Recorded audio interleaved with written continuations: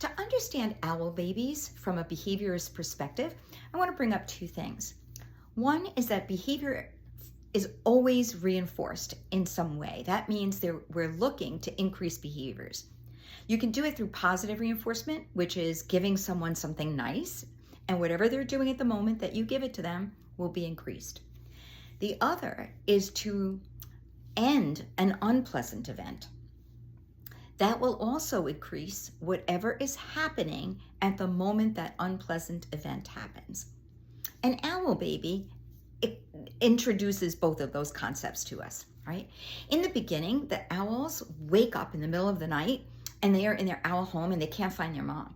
But they stay in that house because she has fed them in that house and rewarded them for staying there. As she doesn't return and their worry increases and no reward comes, they begin to venture out. But they don't go too far because they've been rewarded for staying there. And because they've been rewarded through food, that's what they talk about. Oh, she must have gone hunting. Oh, she's going to bring us mice and things that are nice. As the worry continues to increase, they now get so frightened by the dark around them and the fact that there's no food and the fact that mom hasn't come that they decide to sit together. And by sitting together, their worry decreases. That's an example of negative reinforcement. And what it increases is siblings working together and helping each other to feel better about what's going on around them. When the mom finally returns, she does a combination of negative and positive reinforcement. She does bring food, which is the positive reinforcer, and her very presence, which is we're safe, mom is back, right, is a negative reinforcer. It ends their worry, it ends their anxiety. So she increases two things by doing both of those reinforcements. One is to stay near home, especially when you're alone, okay? And the other is to rely on each other as siblings and to take care of each other and to make sure you look out for each other. Goals we all want for our kids. From a humanist or cognitive perspective, Owl Babies is about teaching children how to solve the problem of being without your parent or a trusted caretaker. The repetition of the line, "all owls think a lot," is a key part of the book for this theoretical perspective. The Owl Babies ask a key question in the beginning of the book. They ask, "Where is mommy?" And asking the right question is crucial for solving the problem. So when they ask that correct question, the next thing they start doing is thinking logically, right? She must be out getting us food, right? They present hypotheses after hypothesis and settle on that one as the most logical. She must be getting us food.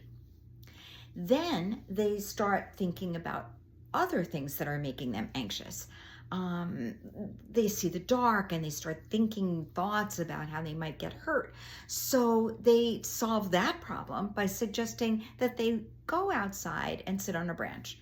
When that doesn't work exactly right, they decide, hey, let's sit together, right? So they're problem solving, trying a solution, adjusting their solutions until something finally works.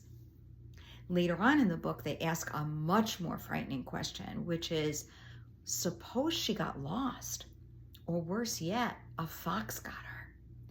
That part of the book teaches us that as children, when a problem gets too big for us, we need to go to an adult, and they just close their eyes, right? And that's when mom comes back, teaching us that we can rely on someone older or wiser than us to solve our problems.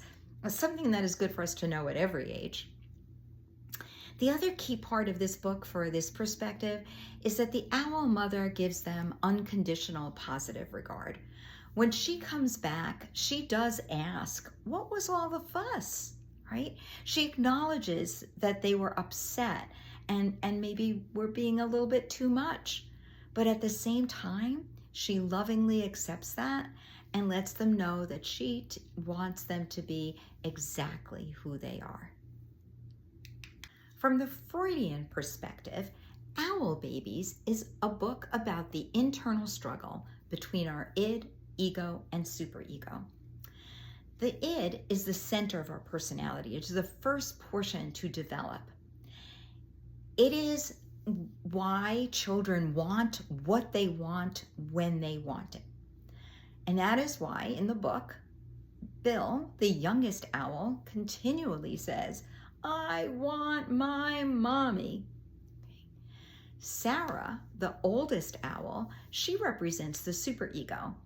She represents the internal voice, usually of our mother, who has instilled in us an awareness of what society expects from us. It is what we can, and usually more importantly, what we cannot do.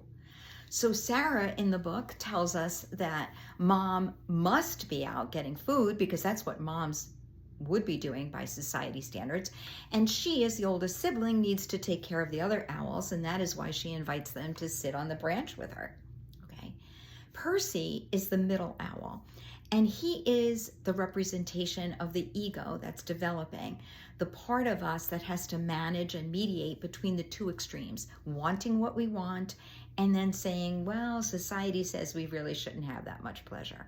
Okay, so Percy is also in there taking the perspective of, yeah, I know she'll be back. I know we should be good, right? And at the end of the book, he wants to make it clear that he developed his ego. And he says, I knew you would be back, right? I knew you would fulfill society's expectations. From this perspective, the drawings and the pictures are also significant. The baby owls live in a hole in a tree, okay? As they get older, they begin to emerge out of the hole. And that represents that they are leaving the womb and entering the larger world. There's also the perspective of a wish, okay? They wish for things that they're thinking they're too old to have, that they shouldn't allow their id to want to be with their mother so much, but they still wish it. And then in the book, when they wish it, the mom returns. And that teaches us that sometimes it's okay to go with pleasure, to have those things that make us happy. And the last thing I want to say is that in my discussion earlier in Owl Babies, I said that all of us have to deal with separation anxiety. And I do want us to recognize that, because in this book, at this moment, the baby owls are dealing with how are they going to be okay while their mom is gone. But by the end of the book, the mom knows that the babies are getting older. They have left their little hole in that tree. And soon, as every adult reading this book knows, she will be dealing with an empty nest and how she is going to cope with that. I hope you enjoyed Owl Babies, and please continue to give your suggestions of what books you'd like to learn more about.